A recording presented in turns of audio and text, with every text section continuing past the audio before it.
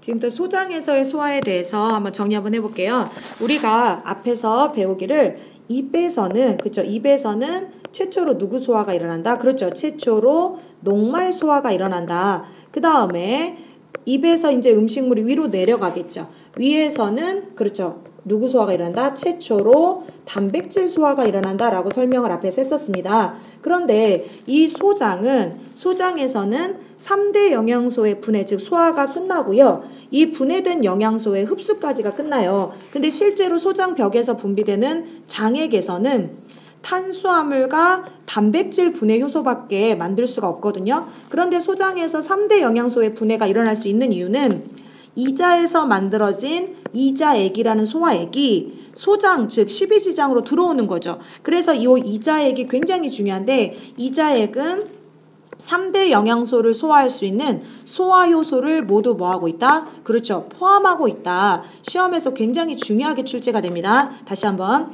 3대 영양소의 소화효소를 만들 수 있는 애는 이자죠. 근데 실제로 3대 영양소의 소화가 일어나는 장소는 어디다? 소장이다. 이거 구분하셔야 돼요. 그래서 요 이자액은 이따가 제가 다시 설명하고 이때 소장으로 들어오는 쓸개즙이라는 게 있거든요. 이 쓸개즙은 소화효소는 없어요. 근데 이제 소화효소는 없으나 이 쓸개즙이 누구의 소화를 돕냐면 지방의 소화를 도와주는데 이때 지방을 소화하는 효소의 이름은 라이페이스라고 하거든요. 그래서 지방 분해 효소인 라이페이스를 도와서 지방의 분해를 잘 일어나도록 해준다. 근데 꼭 기억할 것, 소화효소는 없습니다. 그런데 이 쓸개즙은 또 주의하실 부분이 시험에 곧잘 출제가 되는 이유가 만들어진 게 간이 만들어요. 근데 이제 이름이 쓸개즙이다 보니까 쓸개가 만드는 줄 아는데 간이 만들어서 어디에 저장된다? 그렇죠. 쓸개에 저장돼서 이름이 그냥 쓸개즙이고 12지장으로 들어와서 누구의 소화를 돕는다고요? 그렇죠. 지방의 소화를 돕는다. 그 다음에 이제 이자액을 볼게요. 이자액은 선생님이 처음에 뭐라고 했냐면 3대 영양소의 소화를 그렇죠. 다 할 수 있는 그런 효소를 분비한다 그랬죠. 그러면 녹말은 입에서 이제 제가 녹말 소화가 일어난다고 설명을 했었는데 입에서 녹말이 다 소화가 된 채로 소장까지 오는 게 아니란 말이죠. 그래서 남아있는 일부 녹말을 다시 아밀레이스라는 이자액에서 분비된 아밀레이스가 다시 엿당으로 바꿔주고요. 그 다음에 우리가 위에서 일부 분해된 단백질을 갖다가 그때 단백질을 다시 누가? 그렇죠. 트립신이라는 소화효소가 중간 단백질로 분해를 또 한 번 한다는 거죠. 그 다음에 지방은 소장에서 최초로 소화가 일어나는 거죠. 그래서 일어나자마자 지방의 소화는 소장에서 바로 마무리가 되는데 지방을 분해시키는 소화효소의 이름은 라이페이스예요. 그러면 지방산이라는 최종 분해산물 세 분자랑 모노글리세리드라는 한 분자의 이런 분해산물을 만드는 거죠. 그래서 지방산이 세 분자고 모노글리세리드가 한 분자인 거는 학교에서 중요하게 설명 안 하시면 안 나오고요. 지방은 이제 한 방에, 즉 라이페이스라는 소화효소에 의해서 지방산과 모노글리세리드로 분해가 끝난다라는 거 알아두시고 이때 이 라이페이스를 도와서 지방의 소화를 잘 일어나도록 해준 애가 누구라고요? 그렇죠. 쓸개즙이라는 거. 쓸개즙이 지방의 소화를 돕는다는 거 꼭 기억하시면 돼요. 그러면 이제 우리가 지금 여기 보시면은 엿당 보이시죠? 엿당은 최종 분해산물이 아니에요. 아직은 덩어리가 커서 우리 세포가 흡수할 수 없는 상태고 여기 보시면 중간산물이 펩톤이라고 나와 있는데 요거는 이제 학교 선생님이 해주는 대로 하셔야 돼요. 이것도 아직은 우리가 세포가 흡수할 수 있을 정도로 작은 사이즈가 아니란 말이죠. 그럼 최종적으로 엿당이나 이런 중간 단백질을 갖다가 우리 몸이 흡수할 수 있는 최종 분해산물로 쪼개는 애는 소화시키는 애는 누구냐면 그렇죠. 장액인 거죠. 장액이 엿당을 탄수화물 분해 효소라고 아마 교과서에 나올 텐데 이 효소의 이름이 말테이스거든요. 글씨 알아보시겠어요? 말테이스입니다. 이 말테이스라는 소화효소가 엿당을 포도당 2분자로 쪼개주고 그 다음에 중간산물 단백질을 갖다가 단백질 분해 효소라고도 나와 있죠. 이 단백질 분해 효소의 이름은 학교에서 중요하지 않다고 하면 굳이 외울 필요는 없으실 거예요. 펩티데이스라는 이 효소가 아미노산으로 쪼개지면은 이제 소장에서 모든 소화가 끝나는 거죠. 그러면 여러분들이 여기서 한 가지 기억을 해야 되는 게 선생님이 계속해서 최종 분해 산물이라는 표현을 써요. 이거는 가장 작은 형태이기 때문에 우리 몸이 그러니까 세포가 흡수할 수 있는 상태인데 다시 한번 정리를 한번 해볼게요. 그렇다면 우리가 3대 영양소 중에 탄수화물 즉 녹말의 최종 분해 산물은 뭐다? 그렇죠. 포도당이 되는 거죠. 쓰라고 서술형으로 가끔 나오는 학교 있어요. 단답으로. 그 다음에 단백질의 최종 분해산물은 뭐다? 그렇죠. 아미노산인 거죠. 그러면 우리가 지방의 최종 분해산물은 뭐다? 그렇죠. 지방산과 모노그리세리드다. 그래서 우리가 이제 나중에 여기서는 어찌됐건 소화 단원은 암기를 하면 점수가 나오는 단원이기 때문에 여기 보시면은 이자액에서 분비되는 소화효소 3가지 쓰라는 학교가 있었어요. 그러면은 아밀레이스, 트립신, 좀 지저분하죠. 아밀레이스, 트립신, 라이페이스 요 3개를 여러분이 쓸 수 있으면 돼요. 그래서 우리끼리 외울 때 앞자만 따서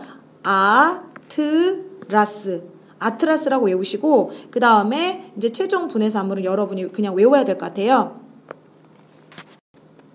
이제 소장에서의 소화가 끝났죠. 그러면 이 소장에서 다시 이 소화된 영양소의 흡수가 일어나거든요. 근데 그 흡수되는 장소는 소장 벽에는 수많은 주름이 있어요. 여기 보시면은 소장의 단면 주름, 굉장히 많은 주름이 있잖아요. 이런 소장에 이제 이렇게 주름이 있는데 그 주름에 또다시 융털 또는 일부 학교 선생님이 털 모자를 써가지고 융모라는 말을 쓰시기도 하시는데 이 융모라는 즉 소장의 융털을 통해서 양분이 흡수가 돼요. 그런데 여기서 서술형 주관식이 하나가 출제가 될 수 있기 때문에 하나 정리를 하고 갈 텐데 우리가 소장벽에는 굉장히 많은 주름과 그 주름 표면에 수많은 융털이라는 구조물이 있어요. 그럼 이런 구조물이 있어서 도대체 어떤 이론점이 있느냐? 그럼 반드시 여러분이 여기서부터 여기까지를 다 써주셔야 돼요. 뭐라고 얘기하셔야 되냐면 소화된 영양소와 접촉할 수 있는 뭐가 넓어짐으로 그렇지 요거 꼭 써주셔야 되고요.